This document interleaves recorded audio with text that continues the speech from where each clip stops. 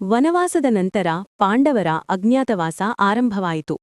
ಅವರು ತಮ್ಮ ಗುರುತನ್ನು ಯಾರಿಗೂ ತಿಳಿಯದಂತೆ ವಿರಾಟನಗರದ ಕಡೆಗೆ ತೆರಳಿದರು.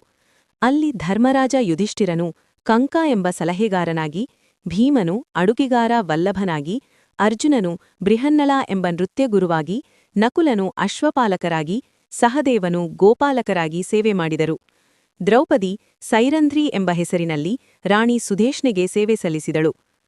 ಆದರೆ ಕೀಚಕನು ದ್ರೌಪದಿಯನ್ನು ಕಿರುಕುಳ ನೀಡಲು ಪ್ರಯತ್ನಿಸಿದನು. ದ್ರೌಪದಿ ಭೀಮನಿಗೆ ತನ್ನ ನೋವನ್ನು ಹೇಳಿದಳು. ನಂತರ ಭೀಮನು ಗುಪ್ತವಾಗಿ ಕೀಚಕನನ್ನು ಸಂಹರಿಸಿ ದ್ರೌಪದಿಯ ಮಾನವನ್ನು ಕಾಪಾಡಿದನು. ಅಜ್ಞಾತವಾಸದ ಕೊನೆಯಲ್ಲಿ ಕೌರವರು ವಿರಾಟರಾಜ್ಯದ ಮೇಲೆ ದಾಳಿ ಮಾಡಿದರು. ಆಗ ಅರ್ಜುನನು ಬೃಹನ್ನಳ ರೂಪವನ್ನು ಬಿಟ್ಟು ತನ್ನ ನಿಜ ಸ್ವರೂಪದಲ್ಲಿ ಗಾಂಡೀವ ಹಿಡಿದು ಕೌರವರ ಸೇನೆಯನ್ನು ಸೋಲಿಸಿದನು. ಹೀಗೆ ಪಾಂಡವರು ತಮ್ಮ ಅಜ್ಞಾತವಾಸವನ್ನು ಯಶಸ್ವಿಯಾಗಿ ಪೂರ್ಣಗೊಳಿಸಿ ಮತ್ತೆ ತಮ್ಮ ಹಕ್ಕಿನ ರಾಜ್ಯವನ್ನು ಪಡೆಯಲು ಸಿದ್ಧರಾದರು.